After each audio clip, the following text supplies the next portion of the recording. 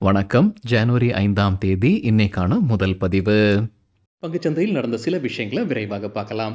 முக்கியமான தகவல், நான் செபி ரெஜிஸ்டர்ட் அட்வைசர் கிடையாது. நம்ம சேனல்ல இருந்து எப்போதுமே ஸ்டாக் ரெக்கமெண்டேஷன்ஸ் கிடையாது. யூடியூப் சேனல் மட்டும் இல்லைங்க, மற்ற சோஷியல் மீடியா பிளாட்ஃபார்மான இன்ஸ்டாகிராம், வாட்ஸ்அப், டெலிகிராம்ல இருந்து கூட நம்ம ஸ்டாக் ரெக்கமெண்டேஷன்ஸ் வழங்குவதில்லை. மேலும் பணத்தை வாங்கிட்டு எந்த சேவையும் வழங்குவது இல்லை. பல போலியான குரூப் இயங்கிட்டு இருக்கு. தயவு செய்து ஜாகிரதையாக இருங்க. இந்த வீடியோவில் காட்டக்கூடிய அனைத்து கம்பெனிகளும் வெறும் இன்ஃபர்மேஷனல் பர்பஸ்க்காக மட்டுமே முதலீடு செய்யுங்கன்னு சொல்கிற வீடியோ கிடையாது. எந்த ஒரு முதலீட்லையும் ரிஸ்க் இருக்கும். ரிஸ்க் புரியாமல் இன்வெஸ்ட் செய்யாதீங்க. ரிஸ்க் புரியலன்னா தயவு செய்து இன்வெஸ்ட்மெண்ட்டை தவிர்த்துருங்க.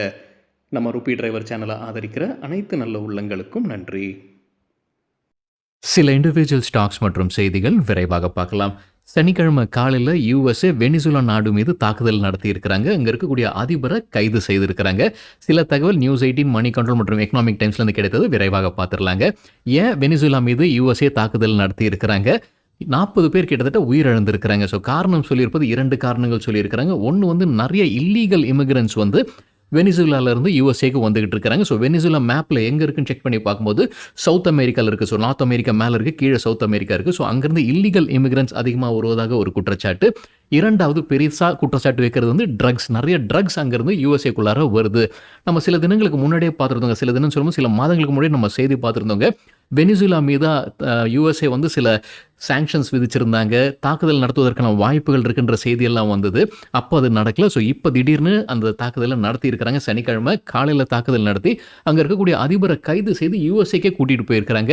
அங்கே அவர் மீது சட்ட நடவடிக்கை எடுக்கப்படும் தான் இப்போ சொல்லியிருக்கிறாங்க. இப்போ வெனிசுலாவில் என்ன ஆகுதுன்றது ஒரு சூழ்நிலை அங்கே இருந்துகிட்டே இருக்குது. ஒரு பதற்ற சூழ்நிலை இருக்குது. என்ன நடக்க போகுது அப்படின்றது ஒரு தெளிவே இல்லாத மாதிரி இருக்குது. இப்போ அமெரிக்கா தரப்பு என்ன சொல்லியிருக்கிறாங்கன்னா, அவங்க அந்த நாடை நடத்த போகிறதாக சொல்லியிருக்கிறாங்க. இடைக்கால அட்மினிஸ்ட்ரேஷன் வந்து யூஎஸ்ஏடைய ட்ரம்ப் வழங்க இருக்கிறாரு வெனிசுலாவுக்கு. அதுக்கப்புறம் அது வேறொரு ஆட்களுக்கு கைமாறப்படும்ன்ற மாதிரி சொல்லியிருக்கிறாங்க. சிலர் உடனடியாக குற்றச்சாட்டு வைத்திருப்பதே அமெரிக்காவோட கண்ணு அங்கே இருக்கக்கூடிய எண்ணெய் மீதுன்னு சொல்லியிருக்கிறாங்க. அங்கே நிறைய எண்ணெய் இருப்பதாகவும் தகவல் இருக்குது. அவங்க உற்பத்தி குறைஞ்சிருக்கு வெனிசுலாவில் கடந்த 10 ஆண்டுகளாக. ஆனால் அவங்க ரிசர்வ்ஸ் நிறையா வைத்திருக்கிறாங்க. உலக அளவில் டாப் 15 அதிகமாக ஆயில் ரிசர்வ்ஸ் இருக்கக்கூடிய கண்ட்ரீஸில் வந்து முதல் இடத்துல வெனிசுலா இருக்குது. கிட்டத்தட்ட 303.8 பில்லியன் பேரல்ஸ் எண்ணெய் அங்கே இருக்குது. ஸோ இதை பார்த்து தான் அமெரிக்கா இந்த தாக்குதல் நடத்தியிருக்கிறாங்கன்னு சில குற்றச்சாட்டு எழும்பியிருக்கு. அவங்க நாட்டுக்குள்ளே அமெரிக்கா நாட்டுக்குள்ளே எதிர்ப்பும் கிளம்பியிருக்கு. அவங்களுடைய எதிர்க்கட்சிகளும் அவங்களுக்குள்ளே இருக்கக்கூடிய ஆட்களும் வந்து அதற்கு எதிர்ப்பு தெரிவிச்சிருக்கிறாங்க. ட்ரம்ப் வந்து தாக்குதல் நடத்தியிருக்கக்கூடாதுன்ற கருத்தை அவங்க தெரிவிச்சிருக்கிறாங்க. அமெரிக்கா இப்போ வெனிசுலா மீது தாக்குதல் நடத்தியதற்கு கொலம்பியா தரப்புலேருந்து எதிர்ப்பு தெரிவிச்சிருக்கிறாங்க. உடனடியாக கொலம்பியாவுக்கு எச்சரிக்கை விடுக்கப்பட்டிருக்கு. ட்ரம்ப் கொலம்பியாவுடைய அதிபருக்கு எச்சரிக்கை விடுத்திருக்கிறாரு. ட்ரம்ப்போடைய இந்த நடவடிக்கை நிறைய பேர் வந்து எதிர்ப்பு தெரிவிச்சிருக்கிறாங்க. சிலர் வந்து கேள்வி எழுப்பியிருக்கிறாங்க. இப்போ புட்டின் வந்து ஜெலன்ஸ்கியை கைது செய்து எடுத்துகிட்டு போயிட்டாருன்னா என்ன செய்கிறது? அதுவும் அனுமதிக்கப்படுமான்றது சிலர் கேட்டிருக்கிறாங்க. சிலர் வேறு என்ன கேட்டிருக்கிறாங்கன்னா, சைனாவுக்கும் தாய்வான் இடையே பிரச்சனை இருந்துகிட்டு இருக்கு. ஏற்கனவே சைனாவுடைய சில ஆர்மி எல்லாமே தாய்வான் பக்கம் போச்சு அப்படின்றது ஒரு செய்தி இருந்தது. இப்போ தாய்வானை சைனா டேக் ஓவர் பண்ணிச்சுன்னா என்ன ஆகுன்றதும் சிலர் கேள்வி கேட்டுட்டு இருக்கிறாங்க. நம்ம கோட்டக் மஹிந்திரா பேங்குடைய நிறுவனராக இருக்கக்கூடிய உதய் கோட்டக் வந்து ஒரு ட்வீட் போட்டிருக்கிறாரு. அவர் சொல்லியிருப்பது வந்து இது நாடுகள் அவங்களுடைய பவர் காட்டுறதுக்கான போட்டியை துவங்கி இருக்கிறாங்க. ஸோ யூஎஸ்ஏ அதை இப்போ முன்னணியில் இருக்கிறாங்க. ஸோ இது மாதிரி பல நாடுகள் பின் வருவாங்க. அதாவது இதே மாதிரி வேறொரு நாடு அவங்க டேக் ஓவர் பண்ணுறதுக்கான வாய்ப்புகள் அதிகமாக இருக்குன்றது தான் உதய் கோட்டக் அவருடைய எக்ஸ் தளத்தில் பதிவிட்டிருக்கிறாரு. இப்போ வல்லுநர்கள் கருதுவது இந்த மாதிரியான ஒரு குளோபல் டென்ஷன் நடந்த பொலிட்டிக்கல் இஷ்யூ இருக்கிறதுனால தங்கம், சில்வர் மற்றும் ஆயிலுடைய விலை அதிகரிப்பதற்கான வாய்ப்புகள் இருக்குன்னு சொல்லியிருக்கிறாங்க. ஸோ ஷேர் மார்க்கெட் எப்படி இன்றைக்கி ரியாக்ட் ஆகும் அப்படின்றது பொறுத்திருந்து பார்க்க வேண்டும். இந்திய அரசு தரப்பு வந்து குடிமக்களுக்கு ஒரு அட்வைசரி கொடுத்துருக்குறாங்க. தேவையில்லாமல் வெனிசுலா நாட்டுக்கு பயணம் செய்ய வேண்டாம் அப்படின்னு எச்சரிக்கை விடுத்திருக்கிறாங்க. இப்போ அமெரிக்கா இந்த வெனிசுலா டேக் ஓவர் பண்ணுறதுனால இந்தியாவுக்கு ஏதாவது பாதிப்பு இருக்குமா? வர்த்தகம் ரீதியாக ஏதாவது பாதிப்பு இருக்குமானா பெரிய அளவில் இந்தியாவுக்கு பாதிப்பு இருக்காதுன்னு வல்லுநர்கள் கருத்து தெரிவிச்சிருக்கிறாங்க. ஏன்னா 2019ஆம் ஆண்டு 2020 ஆண்டிற்கு பிறகு வந்து 2 நாடுகள் இடையே இருக்கக்கூடிய வர்த்தகம் மிக குறைவாயிடுச்சு. முன்ன இந்தியா பெரிய அளவில் வந்து என்ன வாங்கிட்டு இருந்திருக்கிறாங்க வெனிசுலாவில். ஆனால் அதுக்கப்புறம் யூஎஸ்ஏ சாங்ஷன்ஸ் விதித்ததற்கு பிறகு 2019-20க்கு பிறகு வந்து குறைக்க ஆரம்பிச்சிட்டாங்க. ஸோ பெரிய அளவில் வர்த்தகம் 2 நாடுகள் இடையே இல்லைன்றது மாதிரி சொல்லியிருக்கிறேன். டேட்டாவும் வெளியிடப்பட்டிருக்குங்க. 2025 நிதியாண்டில் இந்தியா இறக்குமதி செய்திருப்பது வெனிசுலாவிலிருந்து ஒட்டுமொத்தமாக $364.5 மில்லியன். இதில் பெரிய அளவு பார்க்கும்போது என்ன தான் 255.3 மில்லியன் வந்து க்ரூட் ஆயிலை இறக்குமதி செய்திருக்கிறாங்க. இதை 2023-24 பார்க்கும்போது $1.4 பில்லியன் இருந்தது இந்தியா இறக்குமதி செய்தது வெனிசுலா இருந்து. ஸோ பெரிய அளவில் அது குறைக்கப்பட்டிருக்கு. அதே போல் இந்தியா ஏற்றுமதி செய்வது வெனிசுலாவுக்கு வந்து 95.3 மில்லியன். இதில் பெரும்பாலும் ஃபார்மா ப்ராடக்ட்ஸ் தான் அங்கே போகுது. கிட்டத்தட்ட $41.4 மில்லியன் பொருட்கள் ஃபார்மா செக்டர்லேருந்து இந்தியா ஏற்றுமதி செய்திருக்கிறாங்க வெனிசுலா நாட்டுக்கு. ONGC இப்போ பயன்பெறுவதற்கான வாய்ப்புகள் இருக்குன்னு சொல்லியிருக்காங்க. ஆமாங்க, பயன்பெறுவதற்கான வாய்ப்புகள் இருக்குன்னு சில பத்திரிகையில் சொல்லியிருக்கிறாங்க. ஏன்னா ONGCக்கு வெனிசுலா வந்து பணம் கொடுக்க வேண்டியது இருக்குது. அங்கே ஒரு ஜாயிண்ட் வெஞ்சர் அமைச்சிருந்திருக்கிறாங்க ONGC. அந்த ஜாயிண்ட் வெஞ்சருக்கு டிவிடெண்ட்ஸ் வழங்க வேண்டியது இருந்தது. அந்த டிவிடெண்ட்ஸ் கிடைக்கல. அந்த ஜாயிண்ட் வெஞ்சரில் 41% ஸ்டேக் ONGC கைவசம் இருந்தது. மீதம் அங்கே இருக்கக்கூடிய ஒரு எண்ணெய் நிறுவனம் கைவசம் தான் இருந்தது. அவங்க அந்த ஜாயிண்ட் வெஞ்சருக்கு டிவிடெண்ட் கிடைக்க வேண்டியிருந்தது. அது இன்னும் கொடுக்காம வைத்திருக்கிறாங்க. $400 மில்லியன் இருந்து $600 மில்லியன் இடையே இருக்கலாம்னு ஒரு பத்திரிகையில் சொல்லியிருக்கிறாங்க. மற்றொரு பத்திரிகையில் அது $1 பில்லியன் இருக்கலாம்னு சொல்லியிருக்கிறாங்க. இப்போ USA இது டேக் ஓவர் பண்ணாங்கன்னா USA உடைய ஆயில் நிறுவனங்கள் வந்து அங்கே இருக்கக்கூடிய ஆயில் கம்பெனிஸில் கண்டிப்பாக முதலீடு செய்வாங்க. மறுபடியும் ஆயில் விற்பனையை அதிகரிப்பதற்கான வாய்ப்புகள் இருக்குது. அதனால் அந்த டியூவாக இருக்கக்கூடிய டிவிடெண்ட் பணம் ONGCக்கு கிடைப்பதற்கான வாய்ப்புகள் இருக்குன்னு இப்போ சில வல்லுநர்கள் கருத்து தெரிவிச்சிருக்கிறாங்க. இலான் மஸ்க் தரப்புல வந்து ஒரு அப்டேட் கொடுத்திருக்கிறாங்க. வெனிசுலா நாட்டு மக்களுக்கு இலவசமாக இன்டர்நெட் வழங்க இருப்பதாக சொல்லியிருக்கிறாரு. February 3 வரைக்கும் அவருடைய ஸ்டார்லிங்க் நிறுவனம் இலவசமாக இன்டர்நெட் வழங்க இருப்பதாக இலான் மஸ்க் ஒரு அறிவிப்பு வெளியிட்டிருக்கிறாரு. இந்திய ரூபாயின் மதிப்பு $க்கு நிகராக வெள்ளிக்கிழமை 22 பைசா குறைவாக 90.2 க்ளோஸ் ஆயிருக்கு. அதாவது அந்த 90 லெவலில் பிரேக் பண்ணியிருக்கு க்ளோசிங்கில். இந்திய ரூபாயின் மதிப்பு $க்கு நிகராக. பஜாஜ் ஃபினான்ஸ் Q3க்கான பிஸ்னஸ் அப்டேட் வெளியிட்டிருக்கிறாங்க. Customer base 115.4 million. போன வருடம் இதே காலத்தில் 97.12 மில்லியனாக இருந்தது. அசெட் அண்டர் மேனேஜ்மெண்ட் 4.86 லட்சம் கோடி ரூபாய். இயர் ஆன் இயர் 22% அதிகரிச்சிருக்கு. டேட்டா கிடைத்தது மணி கண்ட்ரோல்ல இருந்து.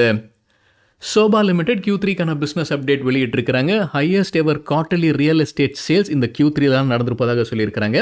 டோட்டல் சேல்ஸ் 2115 கோடி ரூபாய். Year on year 52%, quarter on quarter 11% அதிகரிச்சிருக்கு. பேங்க் ஆஃப் பரோடா உங்களுடைய Q3க்கான பிஸ்னஸ் அப்டேட் வெளியிட்டிருக்கிறாங்க. லோன் புக் 13.43 லட்சம் கோடி ரூபாய். இயர் ஆன் இயர் 15% அதிகரிச்சிருக்கு. குவார்டர் ஆன் குவார்டர் 5% அதிகரிச்சிருக்கு. கம்பெனி என்ன கைடன்ஸ் கொடுத்துருந்தாங்களோ அதை காட்டிலும் அதிகமாக தான் அறிவிச்சிருக்காங்க. அவங்க கொடுத்துருந்த கைடன்ஸ் வந்து 11% 13% அதிகரிக்கும்ன்றதான் அவங்க வளர்ச்சி இருக்கும் தான் சொல்லியிருந்தாங்க. இப்போ அவங்க எட்டியிருப்பது கிட்டத்தட்ட 15%. டெபாசிட்ஸ் 15.46 லட்சம் கோடி ரூபாய். இயர் ஆன் இயர் 10.3% அதிகரிச்சிருக்கு. தகவல் கிடைத்தது CNBC TV18 இருந்து. NHPC தரப்புல அப்டேட் இருக்கு. ஜனவரி 8 கம்பெனி ஃபண்ட் ரைசிங் குறித்து முடிவெடுக்க இருக்கிறாங்க. அது பாண்ட்ஸ் வழியாகத்தான் இருக்கும். பிரைவேட் பிளேஸ்மெண்ட் வழியாக 2000 கோடி ரூபாய் வரைக்கும் அவங்க ஃபண்ட் ரைசிங் பண்றதுக்கான வாய்ப்புகள் இருக்கு. அது குறித்து முடிவெடுக்கிறாங்க ஜனவரி 8.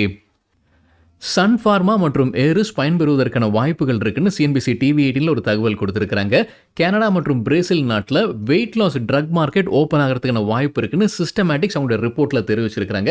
கிட்டத்தட்ட $500 மில்லியன் மார்க்கெட் இது ஓப்பன் ஆகிறதுக்கான வாய்ப்பு இருக்குது. அதனால் சன் ஃபார்மா ஏரிஸ் பயன்பெறுவதற்கான வாய்ப்புகள் இருக்குன்னு CNBC TV18 அப்டேட் கொடுத்திருக்கிறாங்க.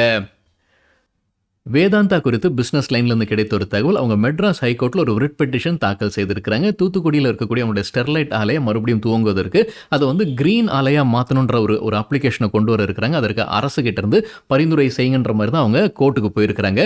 கோர்ட் வந்து நீங்கள் புதிதாக ஒரு அப்ளிகேஷன் ஃபைல் பண்ணுங்கள், தமிழக அரசு கிட்ட புதிதாக அவங்க அப்ளிகேஷன் ஃபைல் பண்ணுங்கள், அவங்க பரிசீலனை செய்வாங்கன்றது சொல்லியிருக்கிறாங்க கோர்ட். ஸோ அவங்க செய்வாங்கன்றதான் எதிர்பார்ப்பு. அடுத்த விசாரணை கோர்ட்டில் வந்து ஜனவரி 29 தகவல் கிடைத்தது பிஸ்னஸ் லைன்லேருந்து. AU ஸ்மால் ஃபினான்ஸ் பேங்க் Q3க்கான அப்டேட் வெளியிட்டிருக்கிறாங்க. டோட்டல் டெபாசிட்ஸ் 1.38 லட்சம் கோடி ரூபாய். இயர் ஆன் இயர் 22% அதிகரிச்சிருக்கு. மணிக்கும் 23% அதிகரிச்சிருக்கு. கிராஸ் அட்வான்சஸ் 1.25 லட்சம் கோடி ரூபாய். இயர் ஆன் இயர் 24% அதிகரிச்சிருக்கு. எஸ் பேங்க் Q3க்கான பிஸ்னஸ் அப்டேட். லோன்ஸ் 2.58 லட்சம் கோடி ரூபாய். இயர் ஆன் இயர் 5% அதிகரிச்சிருக்கு. குவார்டர் ஆன் குவார்டர் 3% அதிகரிச்சிருக்கு. டெபாசிட்ஸ் 2.92 லட்சம் கோடி ரூபாய். இயர் ஆன் இயர் 5.5% அதிகரிச்சிருக்கு. குவார்டர் ஆன் குவார்டர் 1% அதிகரிச்சிருக்கு. டேட்டா கிடைத்தது CNBC TV18 இருந்து. ஏசி மற்றும் கிச்சன் அப்ளையன்சஸ் உடைய விலை அதிகரிப்பதற்கான வாய்ப்புகள் இருக்குன்னு எக்கனாமிக் டைம்ஸில் சொல்லியிருக்கிறாங்க. காப்பர் எங்கெங்கே பயன்படுத்துகிறாங்களோ அந்த ப்ராடக்ட்ஸுடைய விலை அதிகரிப்பதற்கான வாய்ப்பு இருக்குன்னு அந்த செய்தியில் சொல்லியிருக்கிறாங்க. முக்கிய காரணம் காப்பருடைய விலை அதிகரிச்சிருக்கு. கடந்த மாதம் ஒரு டன்னுக்கு $12,000 கடந்திருக்கு காப்பருடைய விலை. அதனால் ஏசி, கிச்சன் அப்ளையன்சஸ் போன்ற ப்ராடக்ட்ஸுடைய விலை அதிகரிக்கும்ன்ற எதிர்பார்ப்பு. கிச்சன் அப்ளையன்சஸுடைய விலை 5-7% அதிகரிப்பதற்கான வாய்ப்பு இருக்குது. ஏசியுடைய விலை 7-8% அதிகரிப்பதற்கான வாய்ப்பு இருக்குன்னு அந்த எக்கனாமிக் டைம்ஸ் செய்தியில் சொல்லியிருக்கிறாங்க. V2 ரீட்டைல் Q3க்கான அப்டேட் கொடுத்திருக்காங்க. ஸ்டாண்ட் அலோன் பேசிஸ்ல ரெவென்யூ 927 கோடி ரூபாய் இயர் ஆன் இயர் 57% அதிகரிச்சிருக்கு. Same store sales growth year on year 2% அதிகரித்திருக்கு. இந்த Q3ல புதிதாக 35 கடைகளை திறந்திருக்கிறாங்க V2 ரீட்டைல். டேட்டா கிடைத்தது CNBC TV18 இருந்து.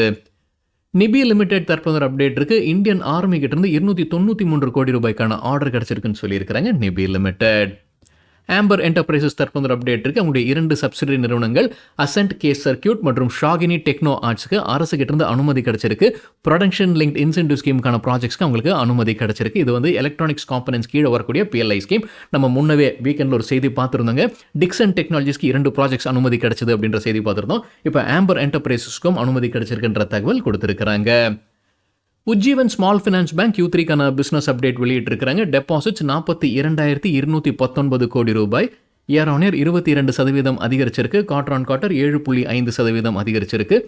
லோன் புக் 37,055 கோடி ரூபாய் இயர் ஆன் இயர் 22% அதிகரிச்சிருக்கு. குவார்டர் ஆன் குவார்டர் 7% அதிகரிச்சிருக்கு. வெஹிக்கிளுடைய லோன்ஸ் 823 கோடி ரூபாய் எட்டிருக்கு. அதாவது இரட்டிப்பாயிருக்கின்ற தகவல் கொடுத்திருக்கிறாங்க உஜ்ஜீவன் ஸ்மால் ஃபினான்ஸ் பேங்க். தகவல் நமக்கு கிடைத்தது CNBC TV18 இருந்து. பாரத் கோக்கிங் கோலுடைய IPO வர இருக்குன்ற செய்தி நம்ம பார்த்துருந்தோங்க. இப்போ தேதி வெளியாகி இருக்கு. ஃபினான்ஷியல் எக்ஸ்பிரஸ்லேருந்து கிடைத்த தகவல் இது. ஜனவரி 9ஆம் தேதி இந்த IPO ஓப்பன் ஆகுது. 13ஆம் தேதி வரைக்கும் போகுது. ஜனவரி 9ஆம் தேதி வெள்ளிக்கிழமை நினைக்கிறாங்க. 13ஆம் தேதி வரைக்கும் போகுது. எப்போ லிஸ்ட் ஆகிறதுக்கான வாய்ப்பு இருக்குன்னா ஜனவரி 16ஆம் தேதி லிஸ்ட் ஆகிறதுக்கான வாய்ப்பு இருக்கு. இன்னும் விலை நிர்ணயிக்கல இது வரைக்கும். இது அனைத்துமே ஆஃபர் ஃபார் சேல் வழியாகத்தான் வருது. இந்த IPOல offer for sale already existing shareholder விற்பனை செய்வது. இந்த IPOல கோல் இந்தியா 47.47 கோடி ஈக்விட்டி ஷேர்ஸை விற்பனை செய்ய இருப்பதாக ஃபினான்ஷியல் எக்ஸ்பிரஸில் தகவல் கொடுத்துருக்காங்க. கோல் இந்தியா ஊழியர்களுக்கோ இல்லை கோல் இந்தியா ஷேர் ஹோல்டர்ஸ்க்கு ஏதாவது ரிசர்வேஷன் இருக்கான்றது இன்னும் தெரியலைங்க. அது இன்னொரு முறை சரிபார்க்க வேண்டும். IDBI பேங்க் Q3க்கான பிசினஸ் அப்டேட் வெளியிட்டிருக்கிறாங்க. டோட்டல் டெபாசிட்ஸ் 3,35,110 கோடி ரூபாய் இயர் ஆன் இயர் 9% அதிகரிச்சிருக்கு. நெட் அட்வான்சஸ் 2,30,220 கோடி ரூபாய் இயர் ஆன் இயர் 15% அதிகரிச்சிருக்கு. டிமார்ட் தரப்புல அப்டேட் இருக்கு. Q3க்கான business update avenue super marts தான் டிமார்ட். அவங்களுடைய ஸ்டாண்ட் அலோன் பேசிஸ்ல ரெவென்யூ ஃப்ரம் ஆபரேஷன்ஸ் 17,612 கோடி ரூபாய். போன வருடம் இதே காட்டில் 15,565 கோடி ரூபாயாக இருந்தது. Store count 442. அதானி லாஜிஸ்டிக்ஸ் உடன் ஒரு ஒப்பந்தத்தில் வராங்க டிமார்ட். அதன்படி மும்பையில் இருக்கக்கூடிய ஒரு வேர் ஹவுஸை அவங்க லீஸுக்கு எடுக்கிறாங்க. டிமார்ட் லீஸுக்கு எடுக்கிறாங்க. 28 ஆண்டிற்கான லீஸ் இது. இது வந்து மாதந்தோறும் அவங்க கட்டக்கூடிய ரெண்ட் வந்து 20.2 லட்சம் ரூபாய்ன்ற தகவல். ஒட்டுமொத்த ஸ்கொயர் ஃபீட் இந்த ஏரியாவில் வந்து 66,250 ஸ்கொயர் ஃபீட் கொண்ட வேர் ஹவுஸ் ஃபெசிலிட்டி அவங்க லீஸுக்கு எடுக்கிறாங்க டிமார்ட் அதானி லாஜிஸ்டிக்ஸ் கிட்ட இருந்து. ராம்கோ சிமெண்ட்ஸ் தரப்புல அப்டேட் இருக்கு. ஆந்திர பிரதேஷ் அரசு அவங்களுக்கு அனுமதி வழங்கி இருக்கிறாங்க. ஏற்கனவே லைம்ஸ்டோன் மைனிங் லீஸ் வைத்திருக்கிறாங்க. அதில் காட்சைட் மினரையும் சேர்க்கறதுக்கு அனுமதி வழங்கி இருக்கிறாங்க ஆந்திர பிரதேஷ் அரசு. எவ்வளவு மைன் பண்ணலாம் காட்சைட்ன்ற டேட்டா அவங்க இன்னும் கொடுக்கல, அந்த நம்பர் இன்னும் கொடுக்கல. இந்த அப்ரூவல் வந்து 2053ஆம் ஆண்டு வரைக்கும் இருப்பதாக ராம்கோ சிமெண்ட்ஸ் தகவல் கொடுத்திருக்கிறாங்க. KPI கிரீன் எனர்ஜி தரப்புல ஒரு அப்டேட் இருக்கு. அவங்களுடைய சப்சிடரி நிறுவனம் தான் சன்ட்ராப்ஸ் எனர்ஜியா. அவங்களுக்கு ஒரு கான்ட்ராக்ட் கிடைச்சிருக்கு. குஜராத் உர்ஜா விகாஸ் நிகம் லிமிடெட் கிட்ட இருந்து stand alone battery energy storage system project இதுன்னு தெரிவிச்சிருக்காங்க KPI green energy. Tourism finance corporation வெள்ளிக்கிழமை ஒரு பெரிய வீழ்ச்சி பார்த்ததுங்க. நம்ம வீக்கெண்ட்லேயே ஒரு செய்தி பார்த்ததுங்க, ஒரு டேட்டா பார்த்துருந்தோம். இப்போ NSE BSEலேருந்து கிடைத்த டேட்டா என்னன்னு பார்க்கும்போது எக்தா அல்வாசியா அப்படின்ற ப்ரொமோட்டர்னு நினைக்கிறாங்க. அவங்க வந்து ஜனவரி 2ஆம் தேதி வாங்கி இருக்கிறாங்க ஷேர்ஸ். BSE NSEலேருந்து வாங்கி இருக்கிறாங்க. ஒரு டிரான்சாக்ஷனில் 37,50,000 ஷேர்ஸ் வாங்கி இருக்கிறாங்க. இன்னொரு டிரான்சாக்ஷனில் 45 லட்சம் ஷேர்ஸ் வாங்கியிருக்கிறாங்க. கிட்டத்தட்ட 55 ரூபாய் ஒரு ஷேருக்குன்னு இந்த டிரான்சாக்ஷன் நடத்தியிருக்கிறாங்க. ஆனால் சில தினங்களுக்கு முன்னாடி டிசம்பர் 29ஆம் தேதி இதே ஏக்தான்றவங்க விற்பனை செய்திருக்கிறாங்க. 26,50,000 ஷேர்ஸை விற்பனை செய்திருக்கிறாங்க. விற்பனை செய்த விலை கிட்டத்தட்ட 64 ரூபாய். ஸோ அப்போ விற்பனை செய்திருக்கிறாங்க. இந்த வீழ்ச்சியை எதிர்பார்த்து விற்பனை செய்தாங்க, இல்லை வேற ஏதாவது செய்தி இருக்கின்றது தெரியலீங்க. ஆனால் இந்த டிரான்சாக்ஷன் நடந்திருக்கின்ற தகவல் NSE BSEலேருந்து கிடைச்சிருக்கு. மியூச்சுவல் ஃபண்ட்ஸில் முதலீடு செய்து அடுத்த 10 ஆண்டில் 2 கோடி ரூபாய் நம்மளால் சேமிக்க முடியுமா? அப்படி சேமிக்கணும்னா மாதந்தோறும் எவ்வளவு நம்ம முதலீடு செய்யணும்? மியூச்சுவல் ஃபண்ட்ஸில் SIP வழியாக எவ்வளவு முதலீடு செய்யணுன்ற ஒரு தகவல் NDTV ப்ராஃபிட்டில் கொடுத்துருக்காங்க. அதாவது நம்ம இலக்கு 2 கோடி ரூபாய் 10 ஆண்டுக்குள்ளார நம்ம எவ்வளவு முதலீடு செய்ய வேண்டும் ஒவ்வொரு மாதம். ஸோ இவங்க ரிட்டர்ன்ஸ் எவ்வளவு எடுக்கிறாங்கன்னா 12% ஆண்டிற்கு ரிட்டர்ன்ஸ் கிடைக்குதுன்னு ஒரு ஆவரேஜாக எடுத்துக்கிறாங்க. அப்படி இருக்கும் பட்சத்தில் நம்ம 90,000 ரூபாய் ஒவ்வொரு மாதமும் முதலீடு செய்தால் 10 ஆண்டுல 2 கோடி ரூபாய நம்மளால சேமிக்க முடியும் அப்படின்ற தகவல் குடுத்திருக்கிறாங்க. ஸோ நம்ம ரூ. 90,000 ஒரு மாதம் போட்டா நம்ம இன்வெஸ்டட் அமௌண்ட் மட்டும் ரூ. 1,08,00,000 வரும் 10 ஆண்டு முடிவுல. இது குடுக்கக்கூடிய ரிட்டர்ன்ஸ் எவ்வளோன்னு பார்க்கும்போது ரூ. 1,01,00,000. ஸோ ஒட்டுமொத்தமா 2,09,00,000 ரூபாய் நம்மளால சேமிக்க முடியுன்ற தகவல் என்டிடிவி ப்ராஃபிட்ல குடுத்திருக்கிறேன். இது நம்ம பொதுவாவே ஒரு எஸ்ஐபி கால்குலேட்டர் வழியா கூட நம்ம கண்டுபிடிக்க முடியும். ஸோ நம்ம கூகுள்ல எஸ்ஐபி கால்குலேட்டர் பிரபலமா இருக்கக்கூடியது ஏதாவது பார்த்தோம்னா, நம்மனாலே இத வந்து மாடிஃபை பண்ணி நம்மளாலேயே சேஞ்ச் பண்ண முடியும். நம்ம எவ்வளவு சேமிக்கணும், எவ்வளவு ஆண்டிற்கு சேமிக்கணும், நாமளே அந்த டேட்டா போட்டு பார்த்தோம்னா, நமக்கு தெரிய வரும் எவ்வளவு மாதந்தோறும் சேமிக்க வேண்டும் இந்த மியூச்சுவல் ஃபண்ட்ஸ்ல அப்படின்றது. சரிங்க. இதுதான் சில விஷயங்கள் என்னுடைய பார்வைக்கு எட்டியது. நன்றி. வணக்கம்.